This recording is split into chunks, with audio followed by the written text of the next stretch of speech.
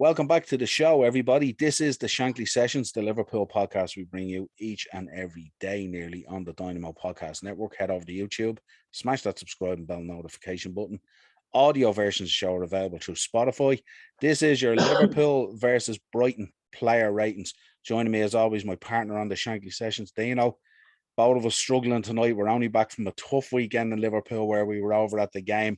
So if there's anyone qualified to drop these ratings, we were sitting in the first 10 rows of the Kop, nearly breathing down the back of Jason McAteer's neck on LFC TV. We were almost doing the pre-game build-up with the boys, Tomo and McAteer. Absolutely. So just barge in there, take his toy off, and like, give me that now. Put that into you. Absolutely. Just if you are hearing any noise in the background from myself or from Dino, it is Halloween and there are fireworks going off. But as always, the dedication of this pair of Liverpool fans knows no bounds. Dino, let's get into it's Halloween and not Baghdad. Absolutely. Let's get into these ratings. Obviously, Liverpool 2, Brighton 2. Not happy with not winning, but not overly upset with a draw either, based on how it all panned out. Goals from Henderson, Mane, Maupay and Trossard. And they had a goal disallowed as well, and Alisson made a few very good saves. Let's start off with the keeper, Alisson Becker. We're nowhere else to start. Just want to say about the noise in the background. The windows and doors are actually closed. It's just they're really, really close to the apartment. But if they get any closer, we'll be starting to worry and we have to evacuate. But starting with Alisson, I thought I was gonna go with an 8, but I'm gonna stick with me first. Which was a 7. Rested in the midweek. Very busy afternoon from him yesterday. Conceded the 2. Didn't see the Wempel's goal, but I believe he could have done little for it. I believe it was an exceptional goal. And then he found himself a bit marooned for Trossard's equaliser, but was bombarded at times because they dominated the play in the middle of the park and they seemed to be on the attack every couple of minutes. Made some absolutely world-class saves that definitely kept us in the game, and I believe if not for him, we'd have dropped all 3 points yesterday. So 7 for Alisson Becker, and long may this form continue for him because he's been world-class this season for us. It's amazing, isn't it? At times in matches, he has so little to do, but when that moment comes, he's always there and he's always alert to the danger and stuff like that. I gave him a 7 also as well, on the basis that I thought his positives well outweighed the negatives, and I thought that he did an absolute brilliant job. That goal, that save down to his left off the post, I thought was an outstanding save as well. But always alert, and I don't think there's a lot he could have done. The first goal was just a free goal. It was just a flick over into the far corner. But as he was diving to try and get to it as well, he was right up in the full of the sun. I don't know if you looked back, the sun was down that end of the ground at that stage, and it was right up in his face as well. And there was nowhere else you could have put that ball in that goal but there where he couldn't get to it, you know what I mean? And he tried his damnedest. He nearly got there, He was so unlucky. I gave him a 7 too. Let's move on. Trent. Yeah, it was a strange old game for Trent positionally, because we were being overrun and dominating in the middle of the park after losing Abbey. I thought that he looked effectively a part of a midfield at times, so he kind of failed to contribute to defensive play at a lot of times, but effectively looking like he was playing in the middle of the park, he didn't really offer anything going forward in the attack either. There were a couple of flashes of quality which you'd expect from him, but crossing, they weren't going over the first man, or they were going over the last man.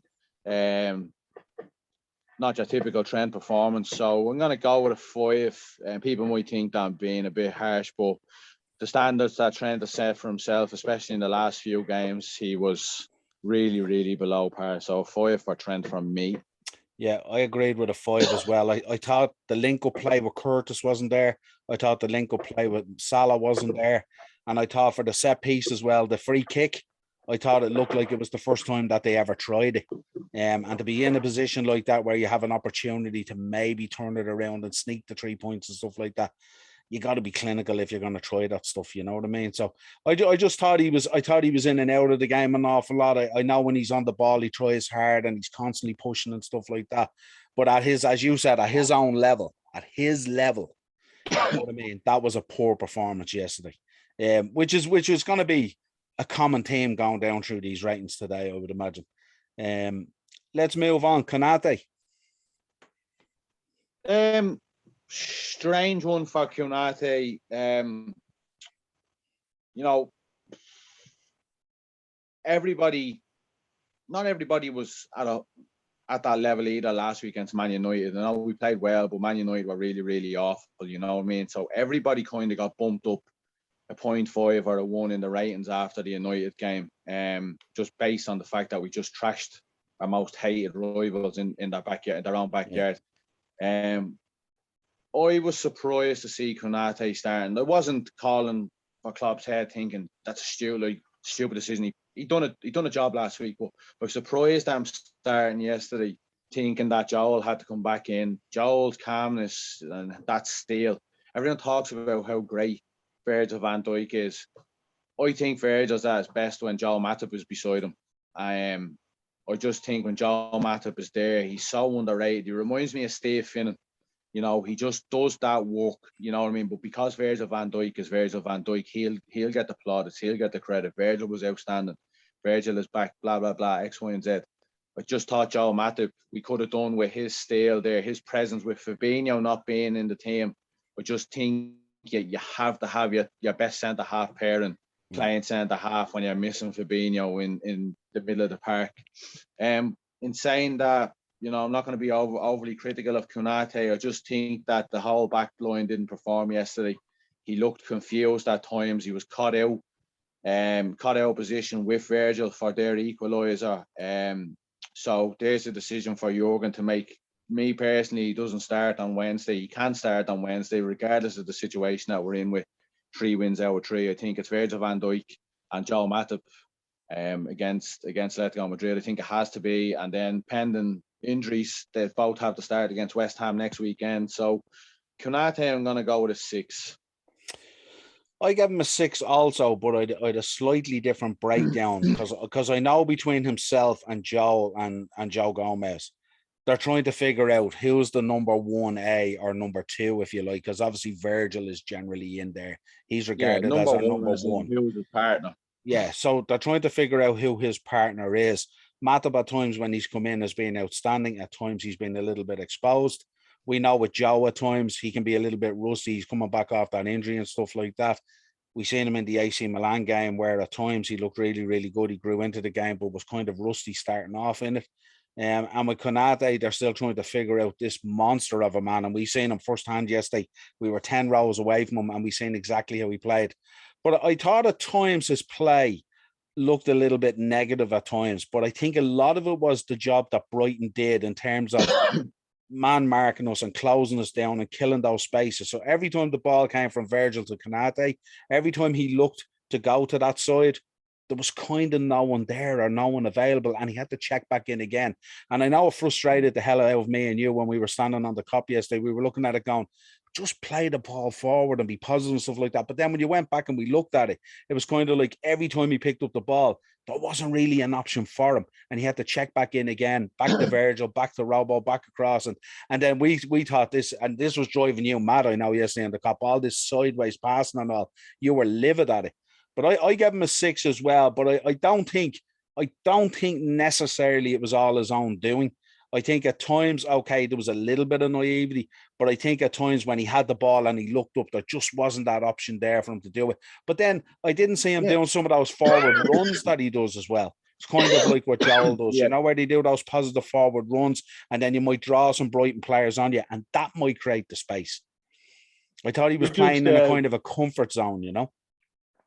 Sorry, like Joel, when he takes that first stride, if the bit of space opens up, he goes. Off he goes. It's like he's been released from prison, you know, like he has a chance to get away. But he just takes them long strides away.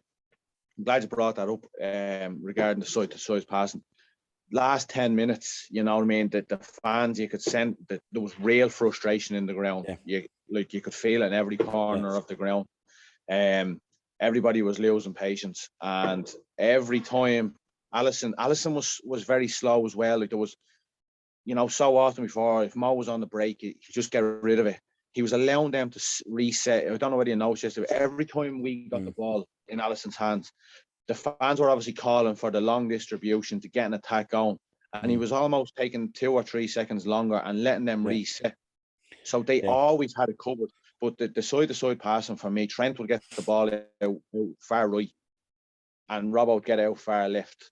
And you'd be like, right, go on your runs, or someone come out from the right side of the attack, or left side attack, Mane or else Mo, and, you know, come out into space. Either they're going to give you the ball or you open up a bit of space and they can run in towards the corner of the box. And every single time it was torn in and give it to Virgil, or it was torn in and give it to Kanate. And I was really losing my patience, because you're expecting Liverpool with the players on show to be right until the last whistle we did try, but yesterday we were really poor. So trying got us nowhere.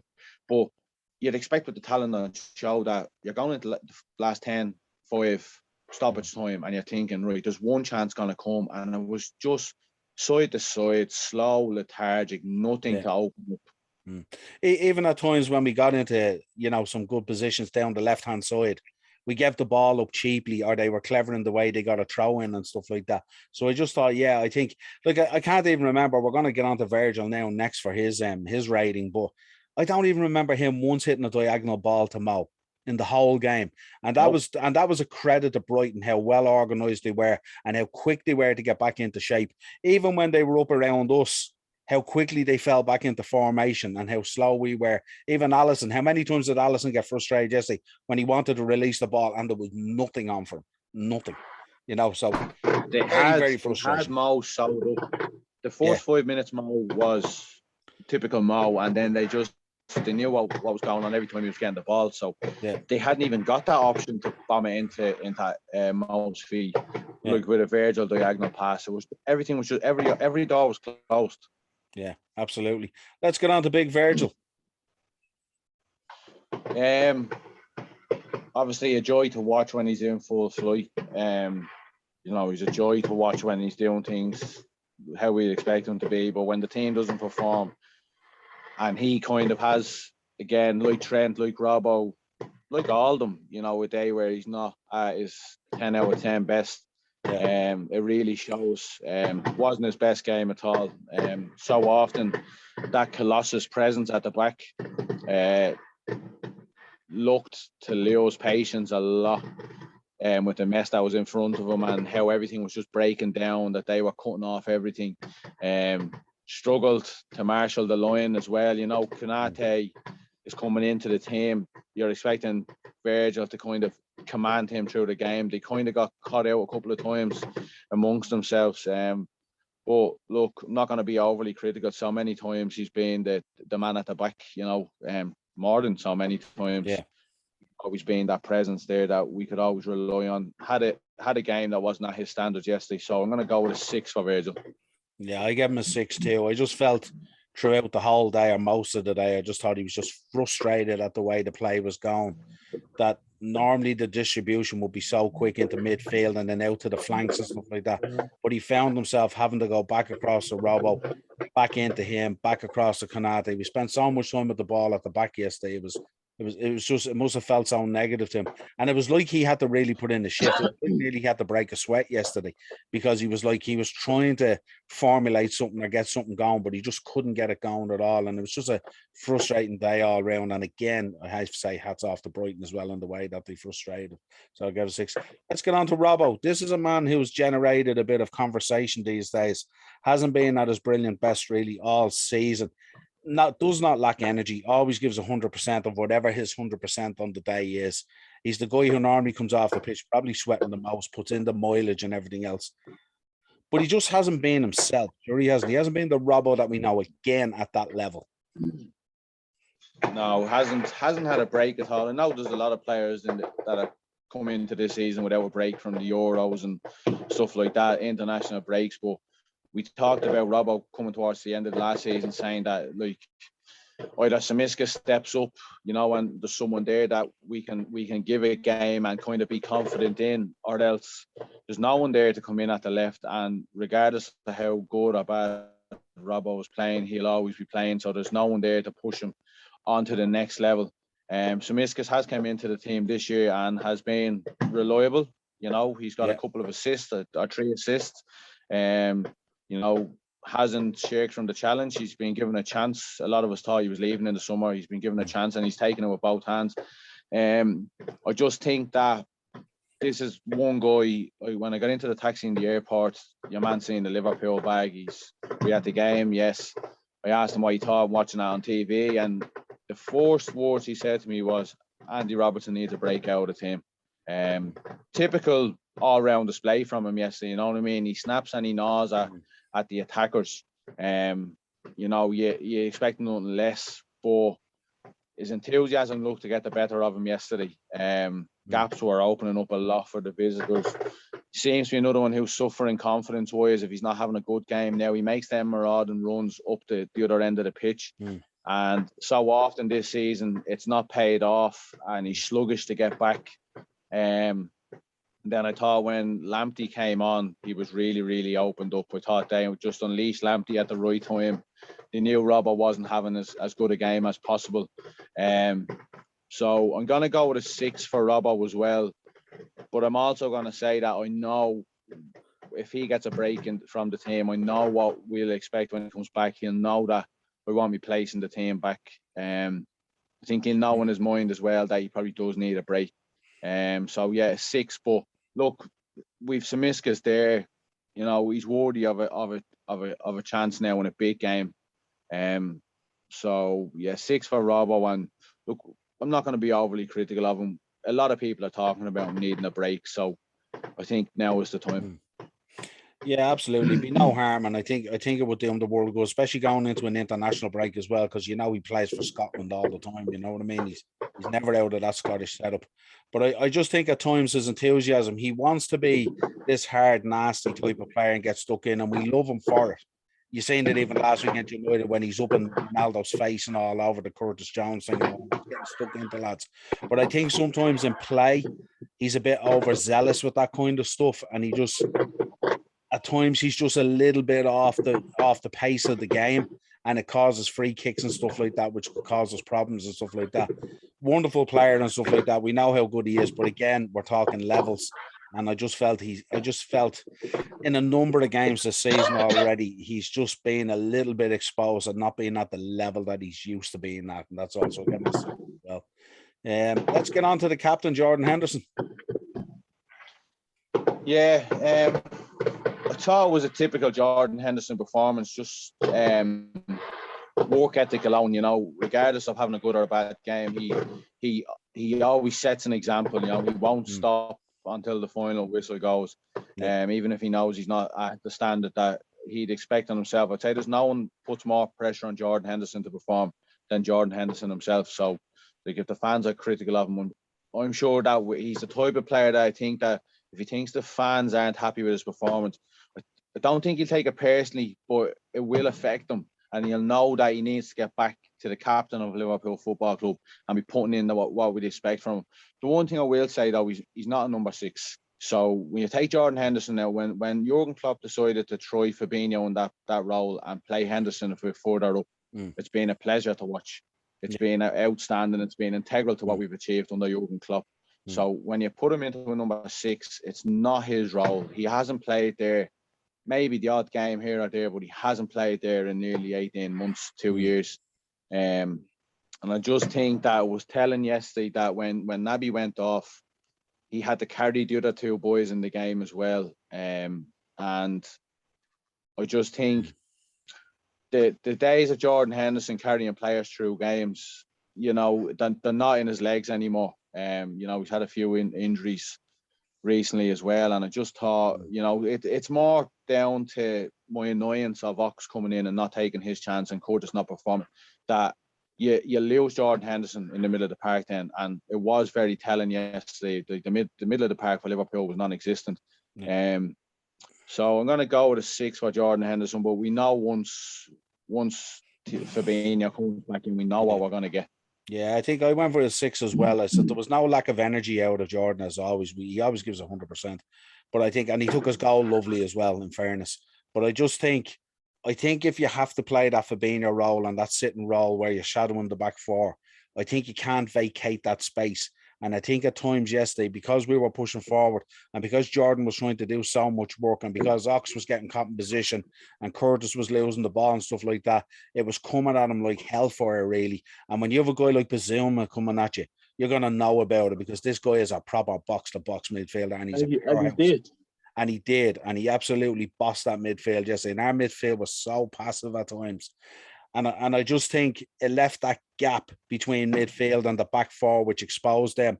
And I mean, how many balls did we see yesterday cutting in from the right and cutting in from the left, going into that kind of area all the time and always finding a Brighton player. Every single time I found a Brighton player.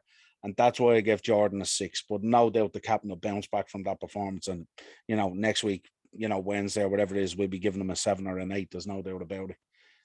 Let's move on. Curtis, this is going to be an interesting one because you weren't happy with Curtis at all yesterday. No. We know what type of player Curtis is. He is all the silky skills and he likes to do a bit of showboating. We've also seen Curtis not perform this season and come out the following week and put in a real shift, and grab a game by the scruff of the neck.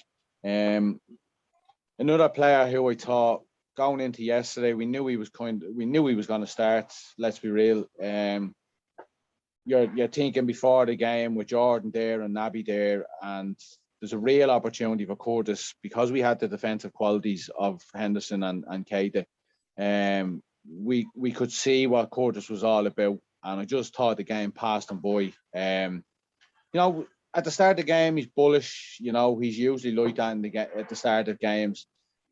The longer games go on, if things are going well for him, he really grows into the game. If things aren't going well for him, he kind of just fades out. We've got such a creative flair about him. You know what I mean? I know he's only 20, but starting the game with the 2 8s, Keita and Jordan, and playing Curtis, especially with especially with what we were talking about with Mo, the lack of like they were winning every second ball in the middle of the park. So the lack of, and like there was none there for him to pick up. So when he's chasing a game, I don't think he has that quality in him I just don't think he has the defensive quality about him just yet in his game. And when we're getting dominated in the middle of the park after losing Naby, he just didn't step up. And I'm not going to sit here. I was really critical of him yesterday, and I lost my fucking mind to him yesterday. Let's be honest. I'm not going to sit here and throw him under the bus. He's still only a kid. But at the end of the day, he's 20 years of age. Klopp has put a lot of trust into him. We've played a lot of game time. Yesterday was a game where you're expecting to see Curtis Jones at his best. And for me, it was really at his worst. And I was going to give him a 4, but I'm gonna go with a 5. I just really hope we see better from Curtis. He's probably got another chance now during the week with Keita being out injured. He has to take a Niall, because there's going to be a time when you're going to have Jordan fit, Thiago fit, Milner fit, Fabinho fit. You're going to have our strongest 3 midfielders fit. And if he's not performing, he's just going to be left to rot away. Yeah, absolutely. I think the most important thing for me was when I looked at him yesterday, I'm a big Curtis Jones fan, make no mistake about it. I always rant and rave about him. I think he's absolutely fantastic. And he's so positive as well. But I think yesterday, the number of times he picked up the ball and he turned into trouble and lost the ball. And the most frustrating thing for me yesterday, and you mentioned it a number of times yesterday, players pulling out of tackles. If you want to stamp your authority in the Liverpool midfield, and this is a massive opportunity for him, with these players being out injured, it's an opportunity for him for turn around and give Jurgen Klopp a headache and say, I want to be in this starting lineup every week. If you're going to just throw in a leg willy-nilly like that, half-assed for those tackles, you can forget about it. Jurgen Klopp ain't going to tolerate that. You're not going to be in his thinking if that's the way you're going to go with it. And it could be that the fact that a lot of boys had a bad day yesterday at the office and stuff like that. But I expect a lot more from Curtis Jones. You know what I mean? I expect him when he gets an opportunity like that. Go ahead, Jet. you look at the opportunity, or you look at some of the midfielders we've had over the years, going back from probably your time as a fan to me, early 90s, and then the 2000s.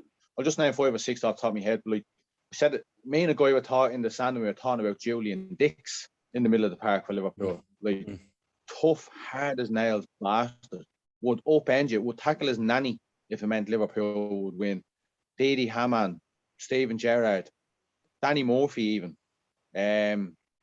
Like all lads, Javier Mascherano, Jordan or Xabi Alonso, you wouldn't see him pulling out of a challenge. Like lads who are not afraid to put their leg in, even if it meant getting injured themselves. Like there was balls to the floor. It was fucking all in 100%. And like you said, if you're going to make it in the middle of the park for Liverpool, you have to have a commanding presence about yourself.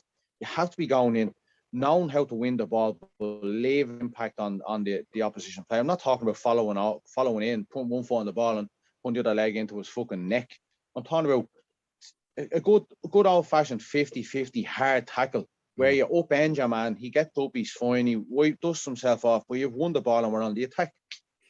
Yeah, you know me. I mean, I coach an under-19s team down here in Greystones, and if I have a player that pulls out of a tackle, if he pulls out of a tackle, I'm nearly at the point of subbing. I won't tolerate that. I won't tolerate no bravery or no pride in your workmanship and stuff like that. But look, again, it's not a reflection on the boy because the team across the board were poor yesterday. But I think he just needs to up his game. If he wants to be the future of that Liverpool midfield and he wants to be the boy that stamps the authority on it, don't end up being 5th or 6th choice by not performing when you get your opportunity. So I give him a 5-2 as well. Let's get on to you and me, one of our favourite players, if not one, Mo Salah, who had a very quiet day at the office yesterday.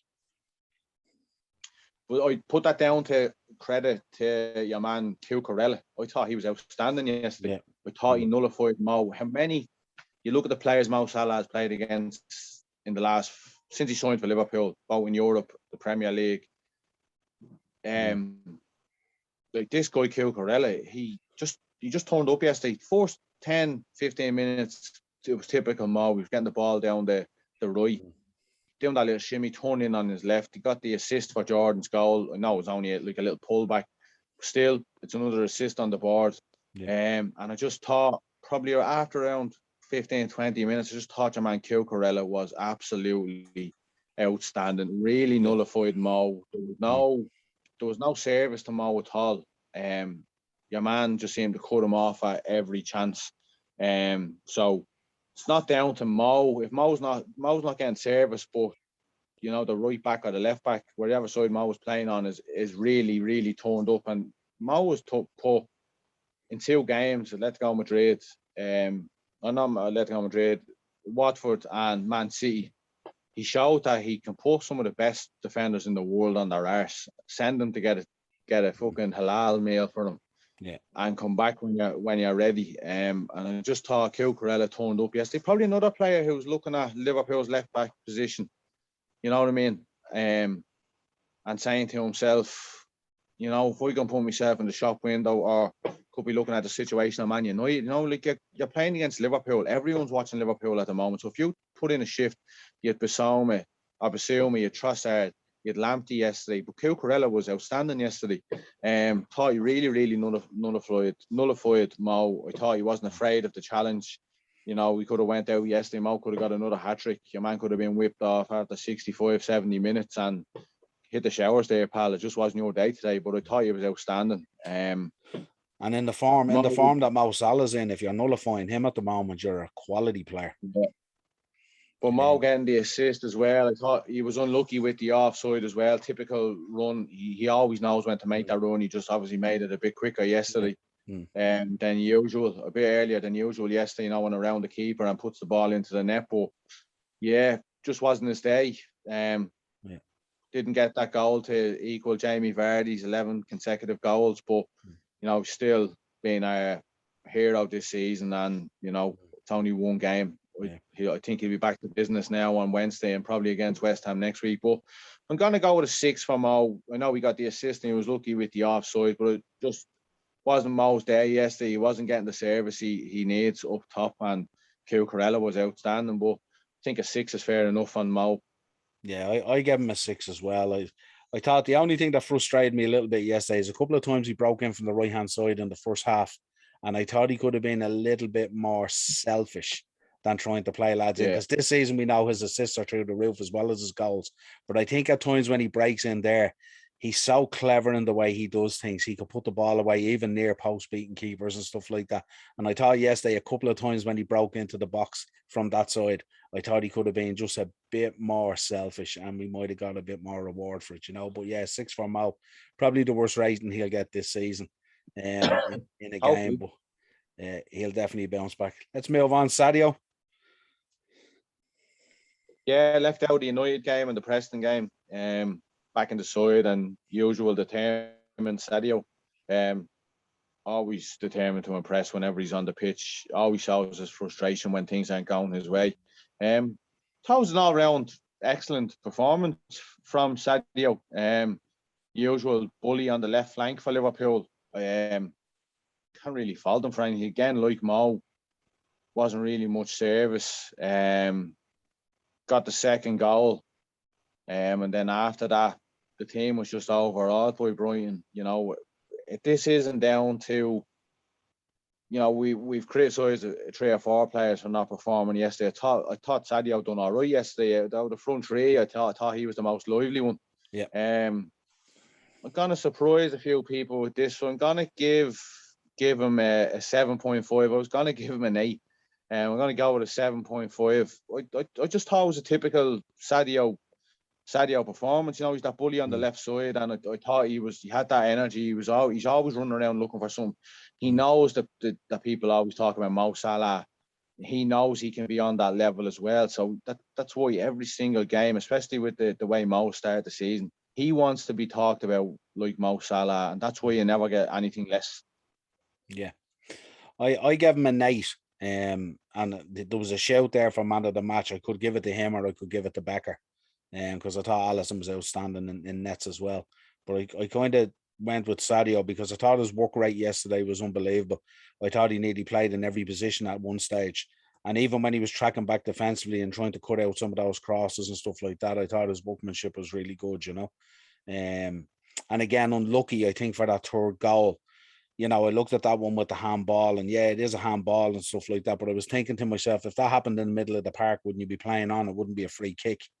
But I know that the way they do it now with VAR and all that kind of stuff, if there's a handball infringement prior to the goal, that's the way it happens. And me and you didn't even see that goal because we were looking at each other going, what's going on here? And we couldn't see it because the cop was packed with between flags and scarves and banners and everything else. We could barely see what was going on. And when it went in, we were celebrating, and all of a sudden then the joy just comes down again.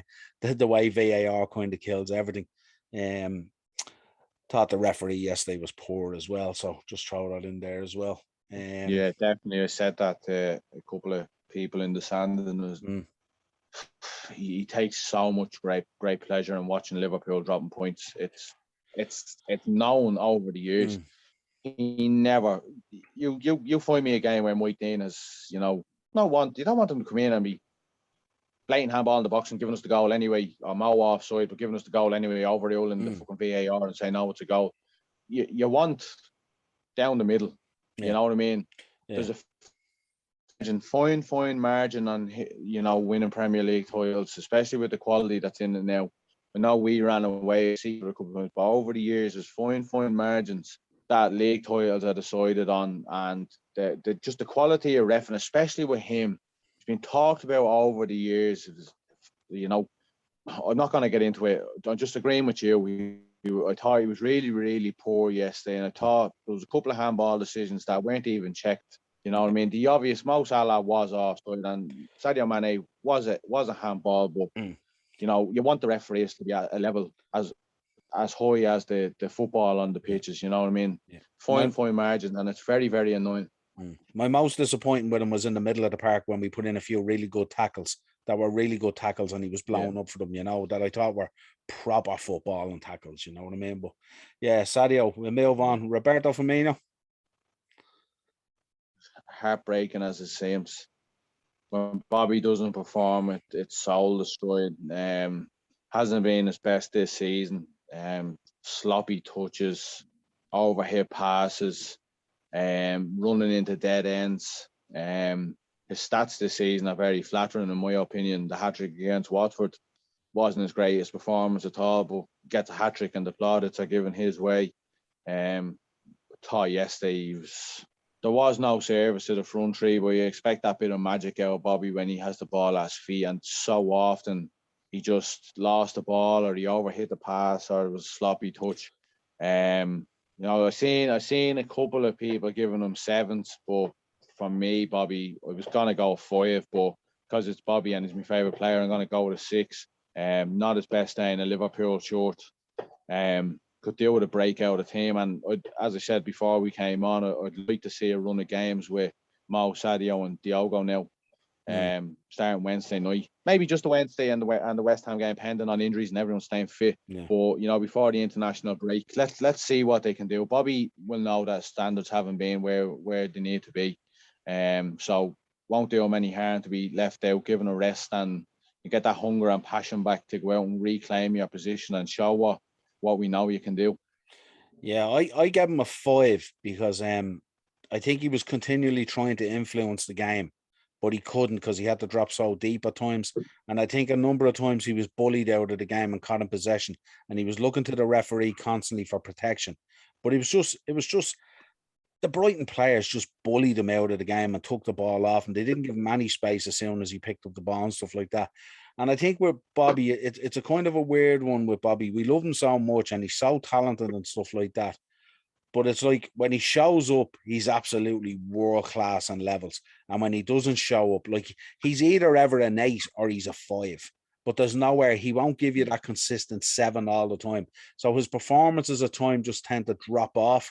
But when they drop off, it's really, really noticeable. You know what I mean? And I seen it yesterday. I lost count how many times he was caught in possession yesterday. And that's not really his game at all, but it was poor from Bobby yesterday, But again, we need him to bounce back, because how many times have we spoke about this in the last year where his performances just drop off? And I know we always talk about his work rate and the work he does in making Sadio look so good and Mo look so good, and he's that kind of workhorse engine in the middle and stuff like that, So, I mean, I'd have no problem at all maybe on when we go against Atletico and against West Ham, maybe using him as part of that midfield setup and maybe pushing Jota up front with the two boys and see how that works out, Because he tends to like a Thiago role, you know what I mean? That killer passer.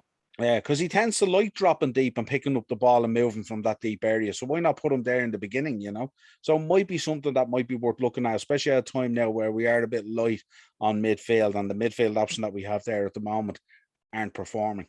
So it might be an option for us. But I gave him a 5. I just thought he was bullied out of the game yesterday. Ox came on yesterday for Keita on 19 minutes. This is a very tough one. Losing Keita was terrible anyway because we were doing well while Keita was on the pitch, and then Ox comes on, and as you said in the match reaction, he's given this opportunity, plenty of minutes, came on at 19 minutes, so he'd 70 odd minutes to show what he was about. And I wouldn't have been surprised. Yeah, you actually heard me when there was the substitution board came up, and I said this has to be Ox. If he'd got substituted after being a substitute, I don't think anybody in the stadium would have been surprised. We talked about before his injury, he was one of the best players on the team. You know what I mean? He really grabbed his position and kept it for himself, coming in, signing from Arsenal. A lot of people were shocked at him coming in from Arsenal. Grabbed his opportunity with both hands, was absolutely sensational, and then gets injured. And, a lot of players don't come back from that injury, but he has come back from it. And he's been given his chance, a few times this season, be it the League Cup or substitute appearances, or yesterday coming on the 20th minute. He's 70 minutes to make an impact. I thought after the assist, which was a lovely delivery for Sadio's header, I just thought after that the game just passed him by. So often caught out in the defensive side of things when he goes on the attack and he loses the ball. I talked about earlier on, his body language just drops. You can see that. Fuck's sake, I've lost it again. And then he goes on this little jog back to try and get back into position. But for me, he's the worst of the 8 midfield options that Jurgen has, and that hurts to say that because I don't like being overly critical of Liverpool players. I don't like talking negatively about them. But when we're going to sit here and talk about challenging for a Premier League, and you look at the players that were missing from injury, and you have a player like Ox coming in, you're expecting them to come in and grabbing his opportunity with both hands. But I just thought it passed him by yesterday, pulling out, like you said, pulling. It annoys me so much, pulling out challenges. Make a fucking impact. Go in and hit him. Leave a mark. He won't fucking come near you again for the rest of the game because he know you mean business. You give young lads in the middle of the park. Ox is not a kid anymore. He's established England international. He's been to major tournaments. You know what I mean? He's lucky to get a 5 off me. Put it that way. He's lucky to get a 5 off me because I could have gone with a 3 or a 4 and stood by it. But I'm gonna give him a 5. He's gonna have a chance soon enough if players aren't coming back from injury anytime soon. And he's in last chance saloon now. Yeah, I gave him a 5 too. I thought the most disappointing thing for me yesterday, like you as well, was that pulling out of challenges, but also his lack of awareness, not only of what's around him, but his lack of awareness of what's going by him and what his defensive duties are going backwards as well. I just thought he thought that he came on and he was like this forward pressing midfielder that had no defensive duties at all to come back at all. And I just seen so many Brighton players taking the ball off and catching him out all the time and just going by him, and just a lack of energy for him to get back and make that challenge and stuff like that. And I thought those Brighton players yesterday, as good as they were, they made him look very, very ordinary. And certainly, he wouldn't want to be knocking on Jurgen Klopp's door too soon again, complaining about minutes he's getting, because he got minutes yesterday. And he nearly got a full game yesterday and was the worst player on the pitch. Yeah. And that's not being overly critical. He was the worst player on the pitch. Yeah. Absolutely. And see, it's not only that as well, it's the negative effect of what happens to him then transpires into Jordan's performance and people around him and stuff like that. You know what I mean? So it's really important that he picks up his game really, really quick. We know that Keita has an issue with the hamstring now, so if he does get another opportunity and we don't have Fabinho back or Thiago back or whatever it is, if he gets another opportunity, he better wake up and smell the coffee, because he's going to be out of the game very quickly. Diogo Jota came on for Bobby on 78. This was a substitution we were calling for in the 60th minute. Can't understand why it didn't happen. Yeah, I thought had Jota came on with 25, 30 minutes to go in the game, get a bit of momentum behind him, I thought we could have nicked the winner there. Not really on long enough to give him any kind of rating, but he was brilliant against United. He just kind of didn't have time to get going and kind of get some authority in the game yesterday and look for that chance. So a 5. Yeah, I gave him a 5 too as well. I mean, we were calling for that substitution in the 60th minute, but I also mentioned when Keita went down, would there not be an option to drop Bobby back into that role and put Jota up front and maybe try that? I'm intrigued to try that kind of formation and stuff like that, and that's what I was calling for yesterday. I know some of our viewers might think that's a little bit mad, but I mean, if you think about how Bobby played so deep, and if you think about the net effect, if you had to have Bobby maybe in the midfield there with Hendo, you might have had a much better blend of attack and control. But yeah, they didn't go with it. But I think Jota coming on, I mean, giving him 12 minutes, it's tough to ask him to do that, and especially against such a well-organised Brighton side, you know what I mean? And he just failed, really. He failed to deliver in those 12 minutes when we were trying to seek a win. And I mean, at times we were lucky to get out of there with a draw, let's be honest. But so I gave him a 5. He didn't do a whole lot, really. He didn't come on as an impact sub anyway, put it that way. It was kind of that lackluster, more of the same. Just more of the same, wasn't it? Yeah, well, this has been your Liverpool versus Brighton player ratings. Dino, always a pleasure to have you on. Shankly sessions on the Dynamo Podcast Network on YouTube, Spotify for audio versions of the show. No doubt we'll have better results coming this week with a bit of luck. Much more energy, you red men. That's what we need next time. We don't need lackluster performances. Cheers, bud. Nope.